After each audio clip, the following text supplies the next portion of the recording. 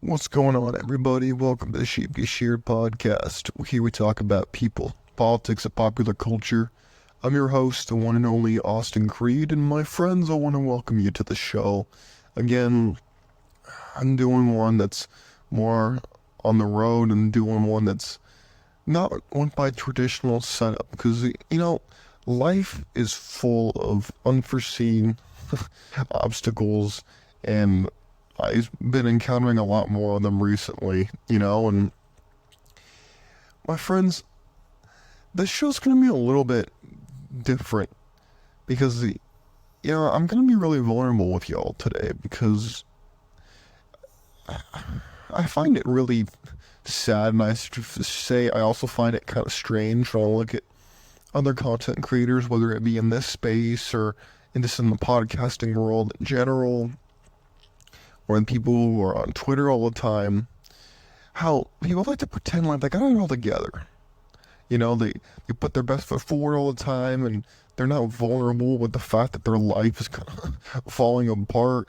They're unsure of themselves. They don't know what they're doing half the time, but they're doing it anyways. And you know, that's kind of where I'm at right now in a lot of ways.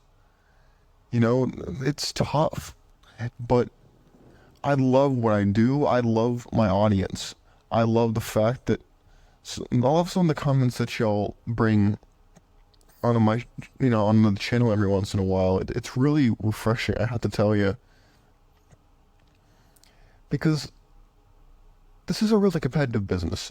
At the end of the day, everybody's got something to say, and if you don't separate yourself, it's really easy to feel like you're just screaming out, like you're on a beach, right? And you're just screaming out into the vastness of the ocean, and you want it to believe that your voice is reverberating across the ocean, and reaching somewhere on the other side of the water. But for all you know, it doesn't even leave past your mouth, and it just disappears. Every single night I listen to Napoleon Hill's books. I start with Outwitting the Devil, and then by the time I wake up, I usually am about halfway through Think and Grow Rich. And it's really interesting, funny stories. I'll wake up throughout the night, whether it's just because I completed a REM cycle, or, I'm thirsty or whatever. And I'll wake up at different parts throughout each book. And this morning, I went to bed a little earlier because I was just tired. I wanted to give my mind a rest because I'm working on so many different projects at one time, and it's exhausting. And I woke up, and what I heard Napoleon Hill talk about was this idea of definiteness of purpose. In other words, he knew that you had to believe in yourself. You couldn't just be lackadaisical about your success. You couldn't just be sitting around, you're like, yeah, I'd like to be a millionaire, but it's like a lot of work, and I don't know if I can actually do it. I like the idea, but I don't know if I can do it. So I'm just gonna sit around and just hope.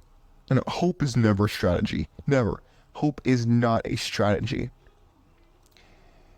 If you think that you're gonna just sit around and good things are just gonna happen to you, you're totally wrong. That's not how life works.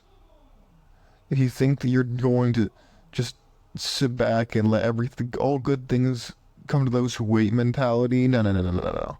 All good things come to those who are patient, persistent, purpose-driven. Those are the people who start winning in life. If you think it's always going to be easy, if you think it's always going to be something that even seems like a guarantee to yourself, look, there is guarantee with persistence, because whether it's good results or bad results, if you keep pushing and you keep learning and you keep adapting, you have to win. You will win. There's no two ways about it. However, the worst opponent you will ever face is the man in the mirror.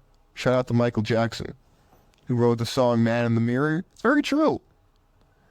Man in the mirror is your own worst enemy. But here's the other thing that people won't talk about. Not only can he be your worst enemy, he can be an incompetent ally. you can often be your own most incompetent ally.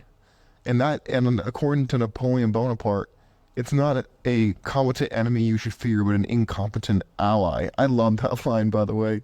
So good.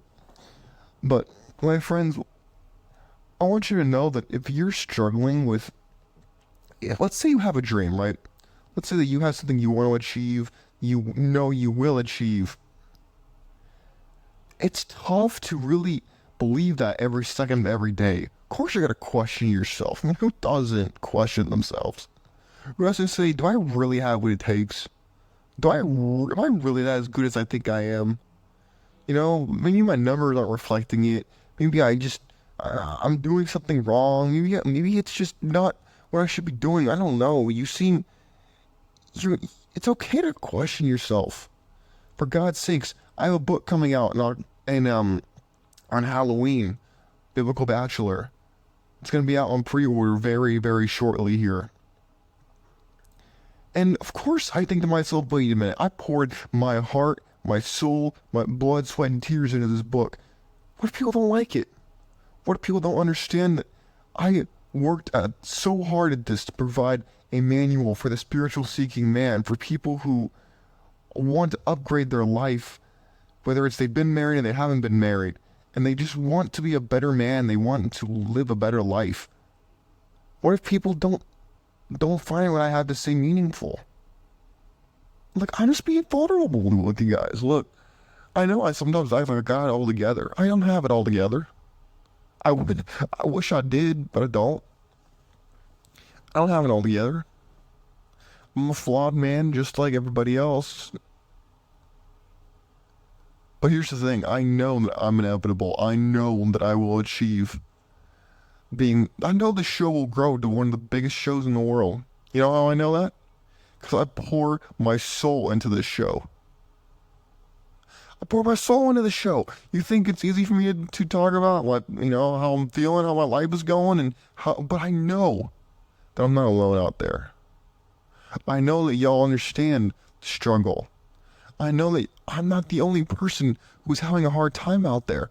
It's really easy to look at the entertainment industry, look at the advertising industry, and talk about how, everybody's happy except for you, and you need to figure out why you're not happy. Maybe you need to buy this, consume that, go there, do this, and you'll be happier, and you'll be more fulfilled, and you'll be just, you need another hit of pleasure.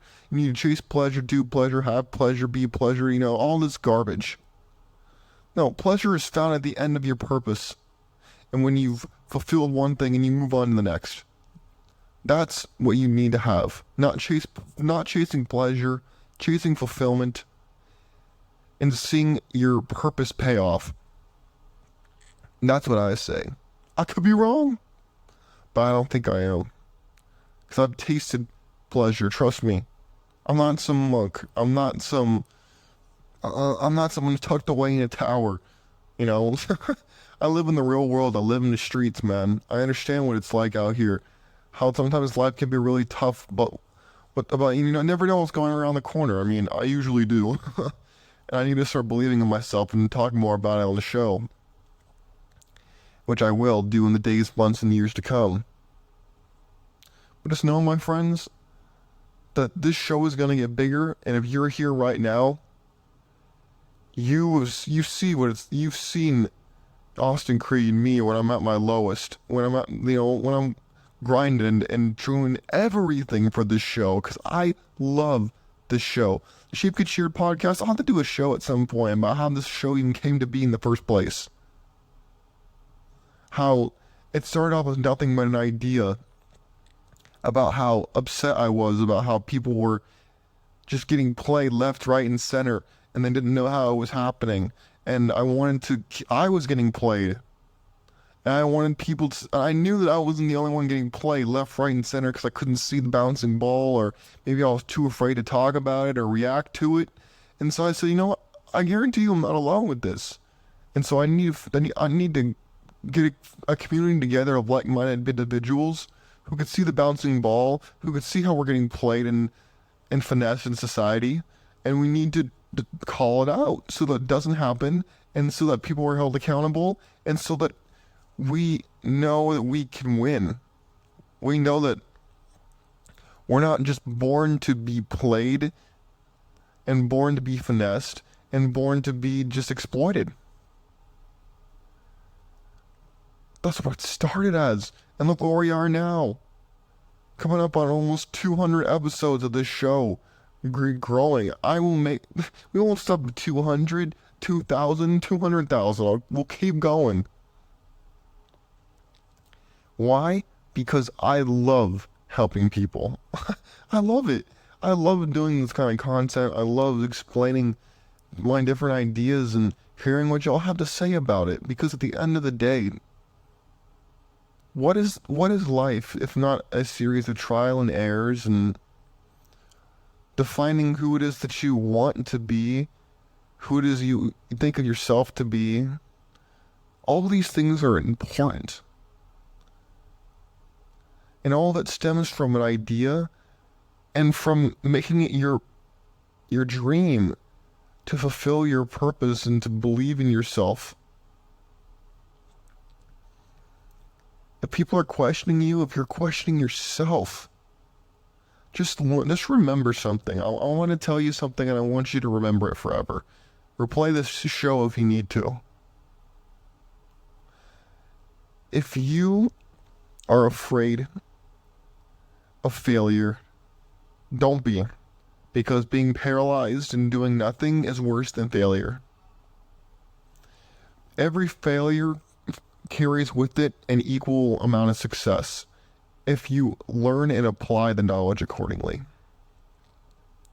But if you sit there and say, I failed, so I'm going to give up, or I'm not going to take any step forward because I'm afraid of taking a step back, oh no. No. That is the worst attitude you could have. Because let me tell you, every person, whether it's a great author, a great entertainer, a great artist of any ilk, you think they won every single time? Do you think they always said, hey, you know what? I have never had a down moment. I've never been down and out. I've never been questioned. I've never gone through an extremely difficult time. No, of course not. Everybody's been through that. You only see them when they're winning. You don't see it when they're working really hard, or they're risking their job, or their contract's in limbo, or they don't have anything but an idea. They don't have anything but the drive and the dream that accompanies it. Stop questioning yourself and start producing. Start winning, losing. All of it will get you closer to where you want to be. Do not give up. Do not talk yourself out of success. Do not talk yourself out of becoming who it is you want to become. Do not self-sabotage. Self-sabotage is the toughest pill to swallow sometimes, and to accept the fact that you're sabotaging yourself more than anybody else can do for you or to you. Don't self-sabotage. Because at the end of the day, yourself is really all you got. Everybody else is kind of a cherry on top of that. But if you can't even depend on yourself to do something, you're in trouble, man. But you gotta give yourself some grace, too. You're a human being. You gotta make mistakes. You gotta go through difficult times. It's not about what you do when you're in those dark moments. It's about whether you pull yourself out and you straighten yourself up, dust yourself off. When you fell off the wagon, you got back on. That's what matters. It's whether you actually got back on the wagon instead of just stayed off. Everybody falls off the wagon, but only some people actually dust themselves off and get back on. That's what makes you different. That's what makes you, quote, better than the average person who doesn't. Do not think that if you fail, you're a failure. No. That just means you need to reevaluate. Was Edison a failure? Was Tesla a failure? Is Elon Musk a failure? No.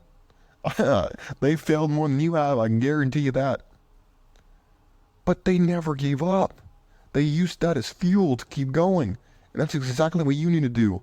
Self-sabotage would say that your success is impossible now that you failed, when in fact the opposite is true. It's only that you failed that you now understand what your success might look like, what you have to do to get your success, instead of sitting around doing nothing and being slothful. Work hard, my friends. Don't sit back and feel bad about yourself. It's too easy to do. Don't throw a pity party. Get out there and reevaluate your purpose. Ask yourself, do I want this? And then the answer is yes. Then throw yourself into it. Don't sit around and say, it's not fair. It shouldn't have happened. Well, it did happen. So what are you going to do? Do not self-sabotage. Focus on your success. Talk about the good things in your life. My friends, I love you. I love the fact that you made it this far in the show. Look out for my book that's coming down the pipe and it's going to be released on October 31st on Halloween. If you want a better life, if you enjoy listening to the show, if you enjoy the fact of what I talk about, I talk exactly how I write. And I write exactly how I talk. I won't even do the audiobook for it myself. I'm trying to decide whether I want to do that or not. My friends, remember that you're not alone. Remember that everybody goes through the suffering of young worth or phase. That is what I call it. Finding worth as a young person, or even redefining, when you want to redefine yourself and you're trying to find this new version of yourself, or your other self, as Napoleon Hill calls them. It takes time. And it takes tenacity. And I know you can do it because I'm doing it. And I don't consider myself to be any better than the average person. You take care of yourselves, alright? God bless you. God bless your family. And God bless America. I love all of y'all. Peace.